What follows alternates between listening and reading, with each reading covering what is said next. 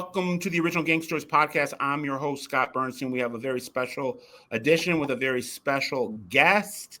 We're going to do our standard life and crimes episode. We're going to focus on recently deceased, the legendary New England Mafia Don Luigi Baby Shack's Manocchio, and we're going to bring on the expert of all experts when it comes to the Mafia in New England and Providence, Steve O'Donnell, who is just one of the true great mob busters, in this era of American, cowboys and Indians between the Cosa Nostra and law enforcement in this country.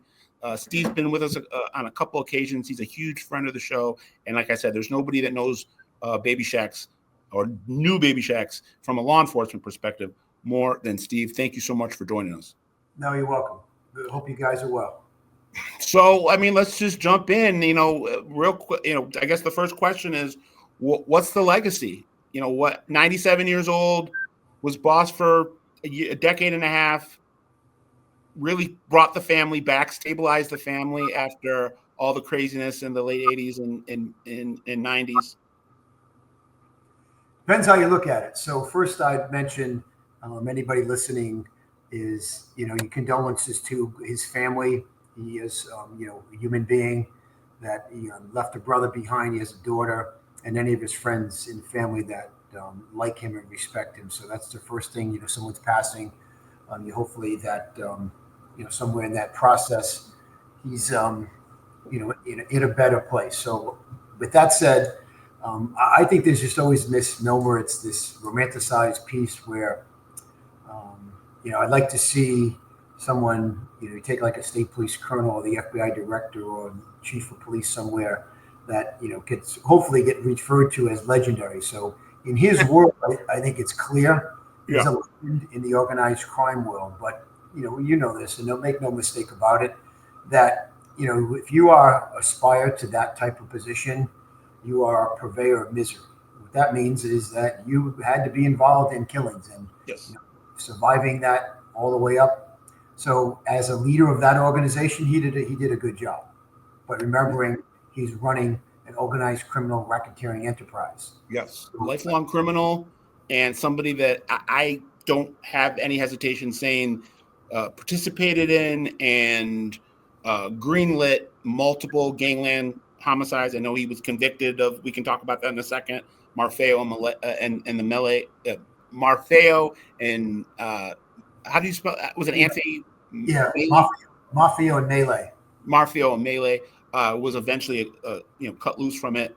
Also had a case kind of hanging over his head at the end of his life for allegedly ordering and helping facilitate the 1992 murder of Kevin Hanrahan.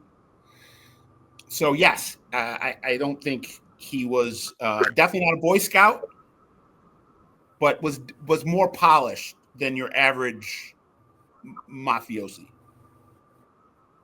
Yeah, so to give him credit, that he deserves, so to speak, running, current enterprise. So it's that cat and mouse game between law enforcement and, the organization he runs. He knew it from the get-go. So just historical perspective, I grew up in the adjoining neighborhood to where he held court.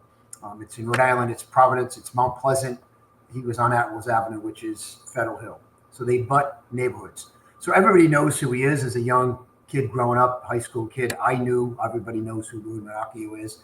All the players just because you're around their children or even grandchildren. That's just the nature of neighborhoods back then.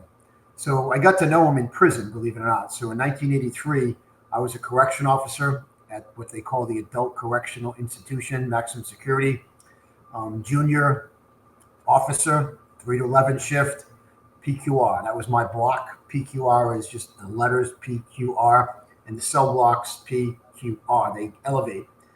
Louis Manocchio was in that cell block with Rudolph Sciarra and Harold Tillinghast. And so you have no alternative but to talk to these guys. And prisons are kind of an interesting place where when you work there, it's just like you and I talking. They talk to you. They're not going to tell you any secrets, but you can communicate with them. Most of the time, they're gentlemen. They scam the system, and they had different privileges in the prison Everybody knows who they are. Rudolph Sciarra is also in prison. Rudolph and Louis were at the time doing prison time for the murder of Rudy Marfeo and Anthony Millay. Rudolph Mafia and Anthony Melee. So, in having conversations with him, understanding who he is. The first time I saw him, he was in the transition area, which is when you come into prison, there's like a dual locking system where you come in, you come out. And he's standing there with a briefcase and with a suit on. I thought he was a lawyer because that's where the lawyers gather. Obviously, he wasn't. He was going to court. And you'd have conversations with him every day like you do with every other inmate. And you talked about different things. And, as a 23-year-old, novice, so to speak, you're around this guy. He's not the mob boss, but he certainly is revered in the prison system. Everybody knows who he is. Nobody messes with him. He basically does whatever he wants to do. And I don't mean he violates any rules. He just operates by himself, and he's respected and feared. So you talk to him in conversations about getting out of prison. I used to say, why not fly a helicopter into prison, believe it or not? Like it was happening in the early 90s. I'm sorry, early 80s. He says, I'll be out legally in a couple of years. And what I didn't know at the time, when he got charged, he disappeared. And then he was in France, he was in Italy, sometimes in New York. And he came back and he surrendered 9 years later because he knew then that the star witness had Alzheimer's. His name's Red Kelly. So Red Kelly got caught in a lie, or I'm not sure he got caught in a lie more than his brain just didn't operate the way it was. So that was his way of getting out of prison. And, he got his case, time served, and he walked out the door. So that started like a legendary process where, if you get away with murder, the John Gotti's, it kind of elevates your statute in the criminal world that you've kind of beat the system. Sorry, go finish. I apologize. It's just interesting. Hits the street. And then, then we have history. When I left the corrections, I became a local police officer, then a state trooper. And then when I became a state police detective, not running it, but working, organized crime, Louis is a ranking member of that organization that is a natural target of the unit that I worked in. Well, and I guess this might be a leading question, but for lack of a better legal term, it seems like part of the mythology that was built around Louis was the fact that he did take off for a decade and he wasn't necessarily laying low.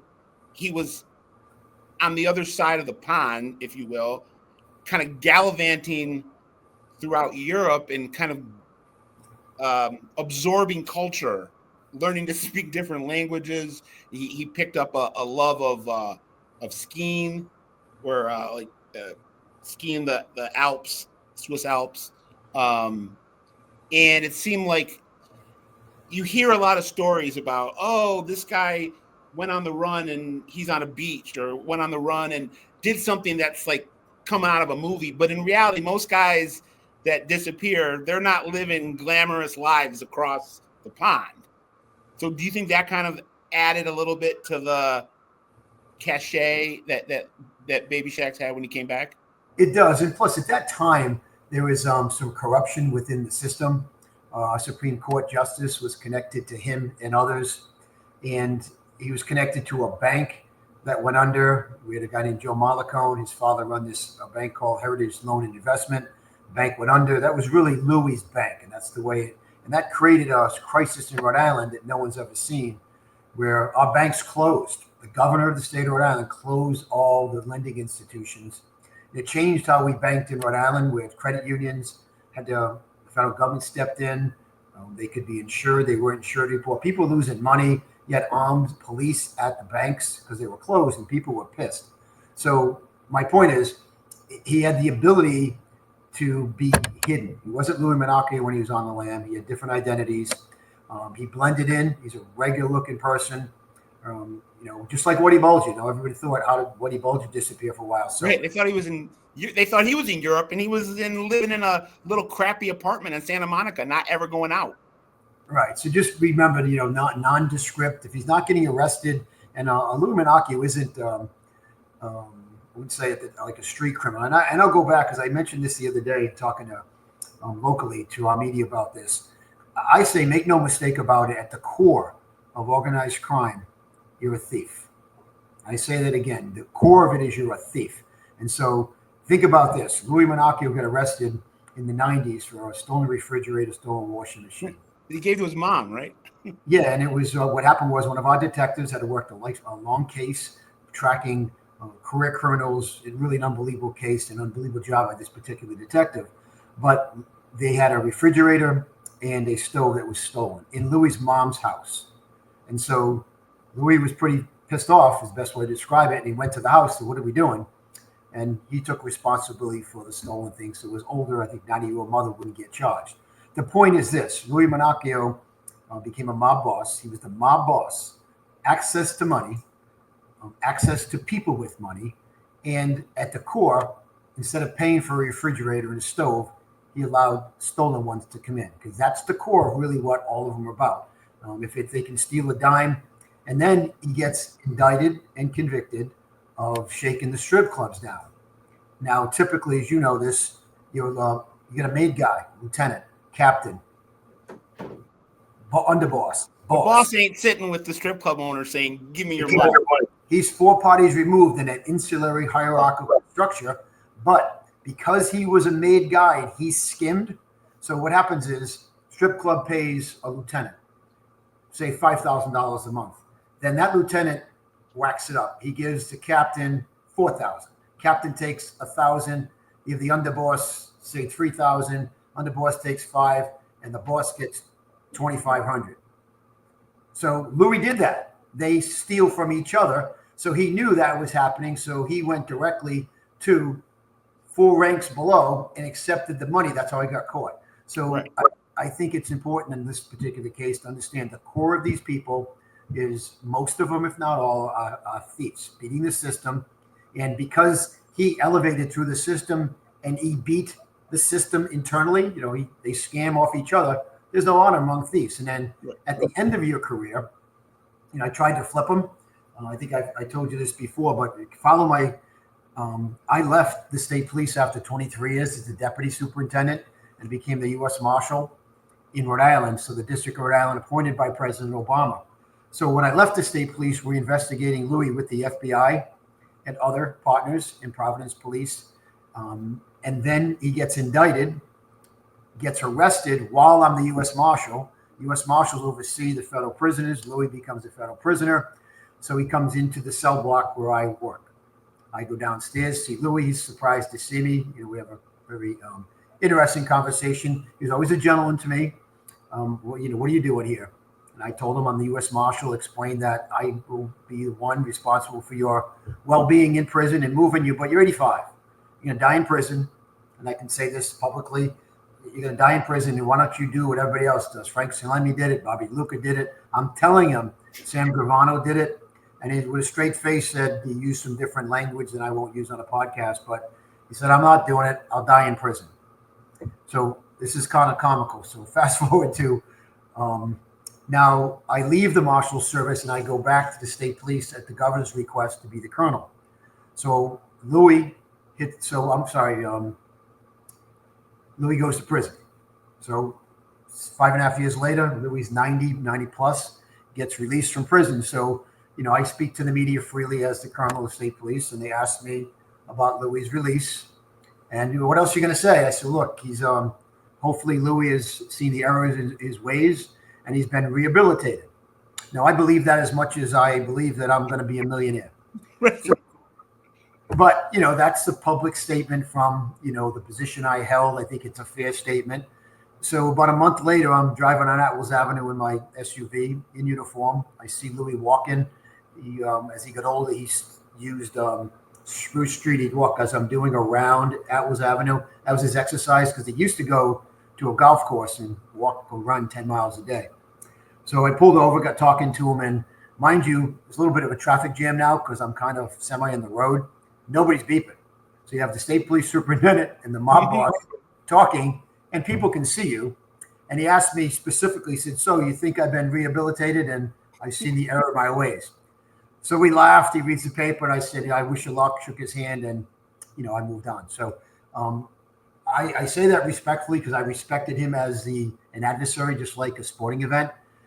But I also know that there are a lot of people that don't feel that he should be glamorized or spoken because there are people that either directly or indirectly, no matter if you like him or not, he's responsible for their death. Yep. And that's just the bottom line. So it's as I mentioned with Stephen DeSaro and then with you before, I would think that Stephen DeSaro's family, isn't too happy with Bobby DeLuca or Joe DeLuca, for and Salemi's for what they're involved in. Some people think you get into that life, you get what's coming to you, but nobody's got the right to kill somebody, or think about purveyors of misery, gambling people that owe money, and they owe money because they're addicted and they just suck the money out of you, or like DeSaro, they're going to suck his business out of him in order to survive. I don't mean physically survive, but not lose your shirt. You have to compromise something, loan, scam the banks, do something criminal in order to just keep paying them. Because the bottom line is their job is to exploit, money, make money. That's why they're all over cash businesses. We could probably go on and ever so.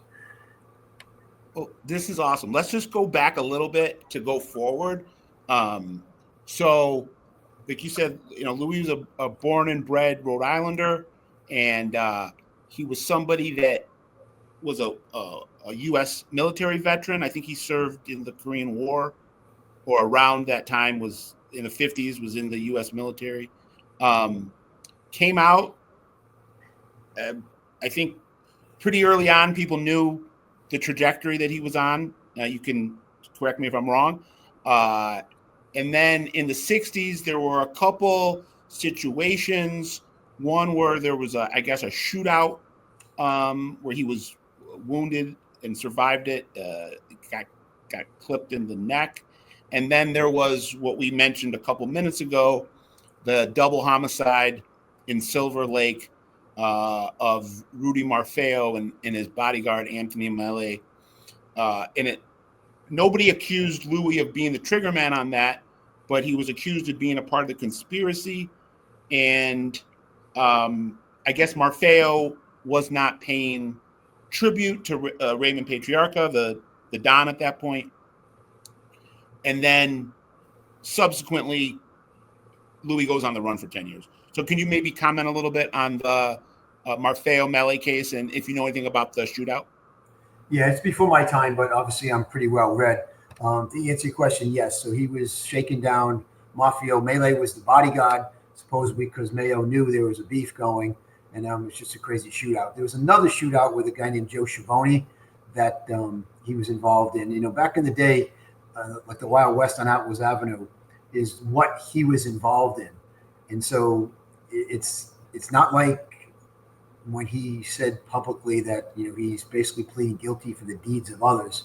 It might not be the deed he committed then, but he was involved in a lot of. And that's the only way back then to aspire to leadership, in organized crime, because most of them were trying to impress Raymond Sr. That we're tougher than you. We're not tougher than him, but that they'll do whatever they think is necessary. Typically, killing a bookie is never a good idea because you want their money. But if at that point, if they're not going to pay, it's the message they send to all the others that you got to keep paying or you're going to die. So, in thinking about Mafio having Mele protect him, that didn't work out so well for him because he's just unintended consequences of getting in the way. Were they in a grocery store or something? Where did they get killed? Yeah, in Pocasset Avenue, which is at the time Pocasset Avenue. There's all these different streets that had different mob factions on them. Pocasset Avenue is say the west end of Providence, almost into Cranston. So he takes off, and another rumor I want to throw at you, and I have no idea the validity of it, but at the same time Cadillac Frank Salemi takes off, he was gone for a shorter period of time, but still, years. And I've heard or read or seen informant documentation alluding to the fact that possibly Salemi and Manocchio, who would in the future lead the Patriarchal crime family together as boss and underboss, Salemi being the boss and Louis being his underboss, before Louis ascended to replace Cadillac Frank, that they had, when they were on the run, possibly been roommates in New York for a certain time and kind of bonded together, dodging arrest. Yeah, I couldn't tell you factually, but from court records and source information is that their relationship developed pretty strongly because they hung out together, kind of like as you call it on the lam. But Frank and Louis couldn't have been. I mean, right, more opposite. Yeah, yes and no. So yes, in personality, but like Frank would just probably claw your eyes out and maybe gouge your eyes out, then shoot you 10 times. Louis would set it up differently and try and get away. Frank would stand there and like say, "I did it." So two different brands. Jump back to end of '95. Frank Salemi is apprehended after being on the run, and his brother Jack took over briefly. He died recently. And Louis, who had been the underboss since 89, 90, takes over as boss. And I wanted to set this up and then turn it over to you to just comment on it. First, he destabilizes things. It had been very tumultuous with Salemi, as you mentioned before. He was a guy that was a real lightning rod. He had his hardcore loyalists, and then he had a lot of people that wanted to kill him. And sometimes the loyalists became guys that wanted to kill him, and sometimes loyalists became guys he wanted to kill. And there was just a lot. There was a lot of a mess. There was a big mess to clean up. And as you also said, Louis is a guy that presents a little differently than Frank Salemi. A little quieter. Goes about things a little bit more low key. I think had a little bit more respect. Coast to coast. And so he takes over and things kind of tamp down a little bit. And at the same time, he allows the D'Annunzio brothers, who had been from the East Boston faction of the Patriarchas and had been chased out of New England, had murder contracts on their head, went out to Vegas and Los Angeles, worked for the Chicago mob, and then a guy named Al Rapolo, who was a Connecticut wise guy that was working for the outfit, from my reporting, gets with Louis and gets these guys back to New England, and Louis makes them. And very shortly, within 5 years, they're ascending, and eventually they would take over the family. They run the family today. But Louis was pretty integral in bringing them back into the fold. So can you kind of talk about Louis taking over, the change in mindset of maybe the family and the guys that were under him, and you were on the street around that time working undercover, and then how did people receive the D'Annunzios when they came back onto the scene? No, it's a great question. So let's go back one step. So remember, Frank and Louis uncovered a murder plot from So this is with Hanrahan. So Kevin Hanrahan, who is, lack of a better term, a hitman. He was surveilling Salemi and surveilling Louis, and both had seen him. And they, at the time, didn't know his plan, but they later found out that he had a plan to run the bomb Cafe Euro, which was Louis' place, and kill both of them.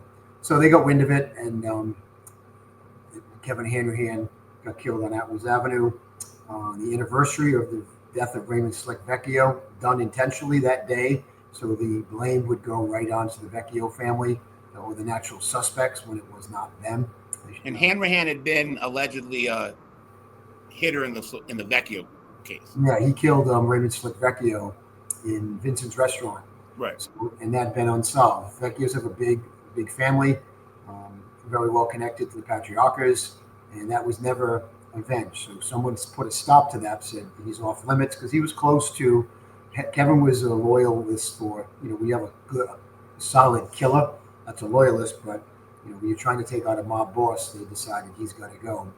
And it's an unsolved homicide. Bobby DeLuca, in court records, he said who did it, but most of them, if not all of them, are dead. And Bobby DeLuca's word, as you know, they found out that Bobby had lied about some things. So yeah, they couldn't build the case just against Louis and against, it's out there, Eddie Lato and Rocco Argenti. They couldn't build that case really just based on Bobby DeLuca. Exactly. And Rocco passed. So back to Louis. So when Louis became the boss, part of it is, his historical perspective, earned his bones, so to speak. And then the Nunzios had a really good handle on some of the players up in Boston. And so Louis was the fixer in the sense that Louis, it's better than fighting with them. Let's bring them on board. Kind of sort of like after the induction ceremony, they're shooting at each other. Let's do this without violence. And they were huge. They were huge earners. So I'm sure that's something that helped Louis gain a place in his heart, was because he knew if he brought him back, he'd be getting a piece of what they were doing. Exactly. And that's really what it comes down to. As I said, it comes down to their thieves, but it comes down to they're making money. And however they make it. So if the Nunzios can do it and they're loyal to Louis, I don't think he felt them as a threat to Louis. I think Louis certainly portrayed himself as the upper hand. And, Louis calmed the New England Cosa Nostra down, well regarded. So it's not like a pick that just resonated terribly through New England. So he oversaw it for a period of time until he decided that he wanted to leave, and the rest is history. Now he left. Typically you go to jail or you die, but they let him move on. He's getting older, and then gets prosecuted, gets out of prison, and then he lives another 6.5 years. So he steps down, and just to give people the timeline, he steps down, takes over in like late 95, early 96, steps down in 2009 to go kind of retire to Florida for the winter, but is indicted pretty quickly thereafter and has to go to prison for about 5 years, comes out in 2015. Yeah, 2011 or so, he went to prison for 4.5 years. 4 years, 3.5 years. So, that's it's the nature of the beast. Historically, our boss would go to jail and run it from the prison, but those days really ended. It's just not effective. And then you have too many factions, and you don't have that power base. And he gave, correct me if I'm wrong, the belief is that he gave the family over to Pete Doc Lamoni in Boston, who, we can do a whole 5 episodes on him. He, went away to prison for 30 years for a murder he allegedly wasn't involved in. It came out, got $100 million from the state, but returned to the Cosa Nostra, took over for Louis for a bit, and then from Lamoni, it's allegedly has gone to Carmen and Anthony D'Annunzio. That's what we hear. And again, I'm not a practitioner anymore, but I still talk to people that tell me those are the things. So the difference is what's going to happen now with Louis gone, Eddie gone. Who's the next person in Rhode Island? Are they going to trust? You got Matty out there. He's an older guy. Matty ain't getting any younger. Yeah, and he knows it too. In fact, he was Eddie's spot, and he gave it to Eddie because he just didn't want the position. So the newer people that are going to get made, there's a handful of people that are made, or is it Boston? And the power base, the listeners, Boston, boss, underboss, Providence, or vice versa.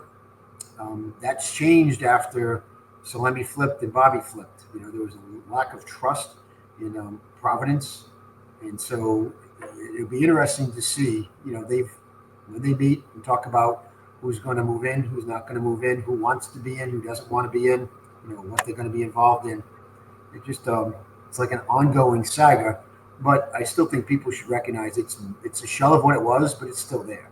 It's an organized criminal group. It's never going to go away unless they're all incarcerated. But I think the federal government, state police, local police have done, and prosecutors on both sides, done an unbelievable job in targeting them. Now, the Bureau, I think, just announced recently that they were going to be, the Cosa Nostra would not be their number one priority. I don't know if you know that. This week, they announced. So people get all up in arms. Oh, they're going to give up on the Mafia. And the answer is probably no. Not an FBI agent, but I can tell you the priority, unless you're asleep somewhere, for law enforcement is terrorism. Right. Internal, external, homegrown, extremists. They have to put their more resources to that. Now, it doesn't mean if that starts to grow, they won't put more resources. And it doesn't mean they're taking all their resources away, but they don't need the same amount of resources to police traditional the Cosa Nostra. But by history, when you take your foot off that gas pedal, if they have an opportunity to grow and expand, law enforcement has to stay on top of that. And if they have to shift resources back to making that a priority, so be it. But generally, state, locally, it's not the same priority as it was when it was announced that, the Cosa Nostra was public enemy number one. And as we wrap up, let's just kind of go over Louis' last years. He comes out of prison. He went away when he was 84, 85, 86. He comes home when he's 90-ish. He's a guy you mentioned before, has always been a health nut, very active when he was, able-bodied. There were stories about him doing these very extravagant ski trips and finding very difficult places to get to ski or to jog that he would arrange for himself, and a guy that always watched his diet and was somebody who would always be going to a lot of doctors to kind of monitor his health. So I know at the end he was living in like a veterans Bristol Veterans Home. But as of until pretty late in his life, he was still able to kind of be out and about. Yeah, very active in his 90s. I think I told you I saw him when he was 90, walking fairly briskly. So he still walking a place called Triggs. It's a golf course in the neighborhood I grew up in Mount Pleasant. And all the mainstream people that golf there see him, and everybody knows who he is. And so that's another allure of the Mafia. You see a guy jogging, he's the mob boss with nobody with him. He doesn't have a team. It's not like a movie. Not bringing bodyguards or security guards. Nondescript car, drives home. But I don't think he had to worry about that. The only, I think, threat on his life was that one we officially know about is hand. So he was healthy up to about a year ago, and then he went into a nursing home, the Bristol Veterans Home, and then I think he passed in hospice at the Veterans Hospital, is what I was told. So we talked on the phone about this, and you can either comment or not comment. But I broke a story back in the summer that the Patriarca family held what was kind of dubbed a living wake for Louis and Eddie, boss or former boss and underboss.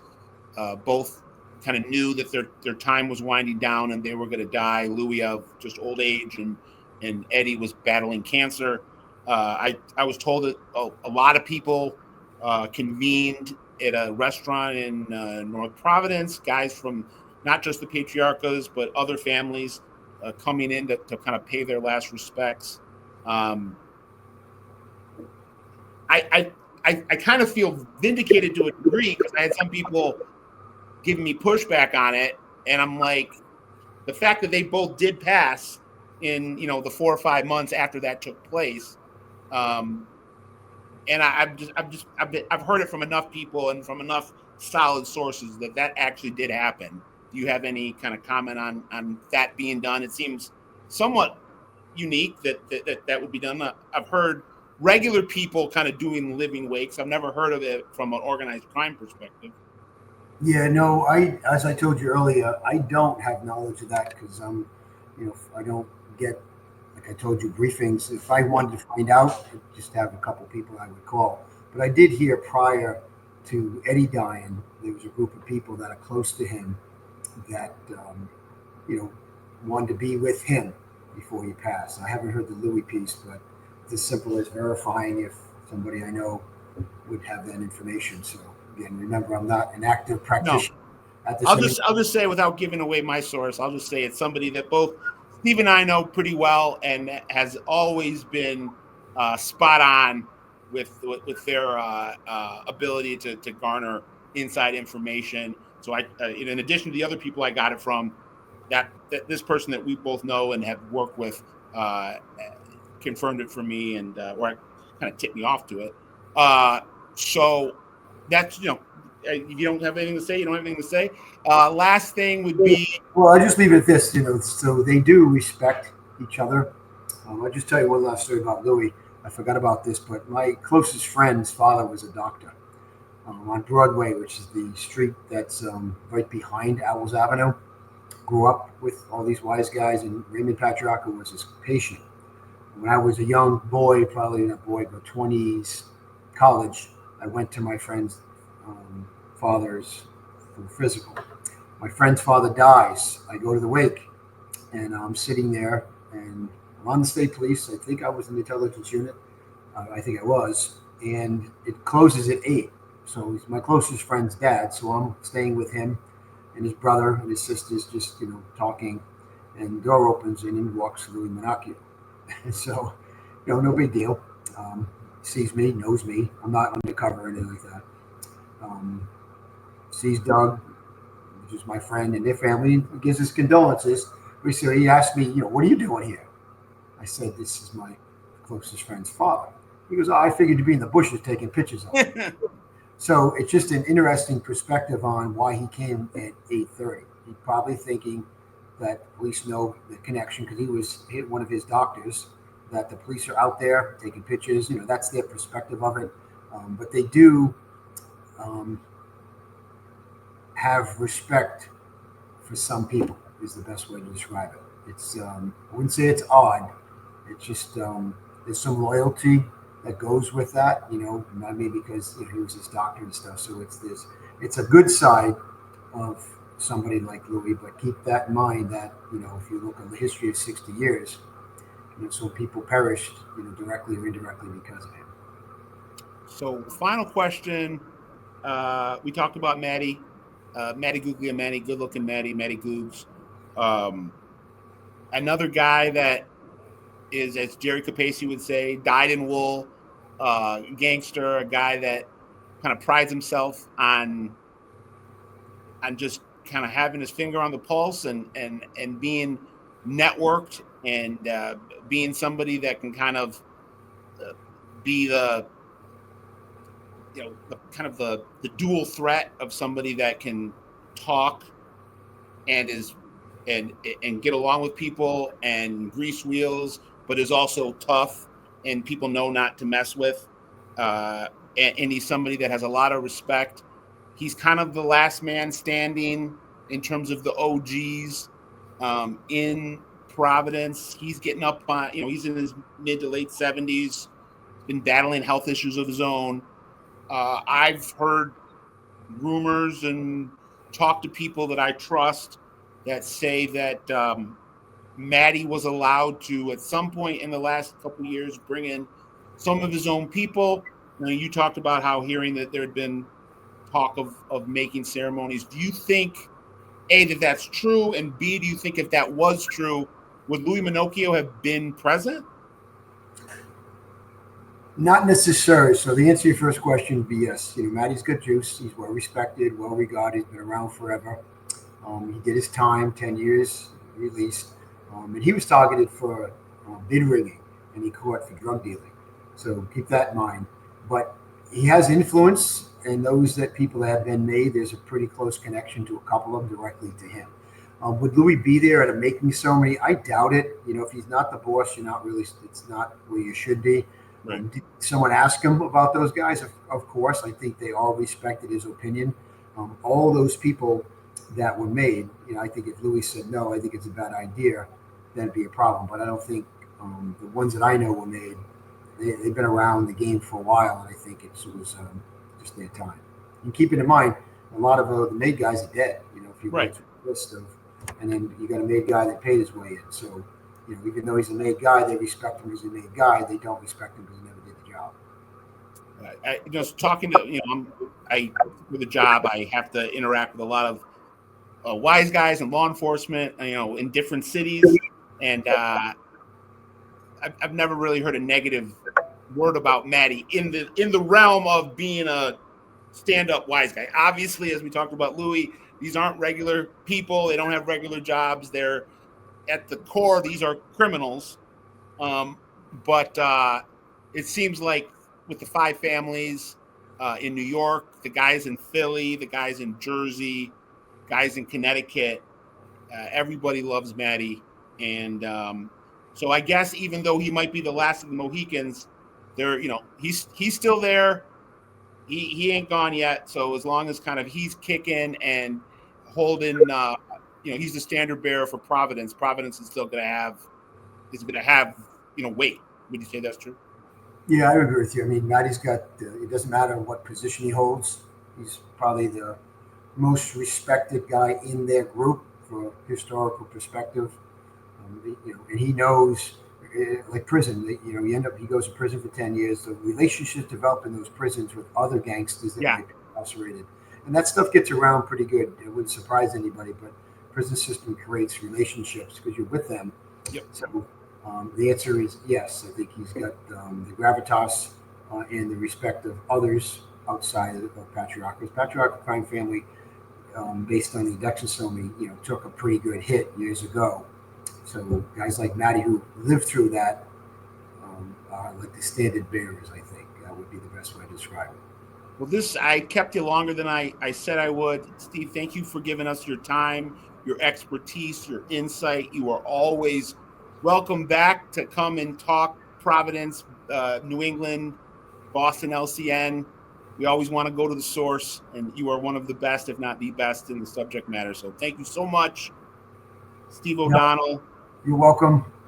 And Ben, thanks for the work behind the scenes. Scott, always a pleasure. Yes. I don't see you guys. Merry Christmas. Man, Merry Christmas to you. Happy holidays to the whole audience. This was Life and Times of Louis Manocchio, dead at 97. I'm Scott Burnstein, OG Pod. For Steve O'Donnell and Benny Behind the Glass, we're out.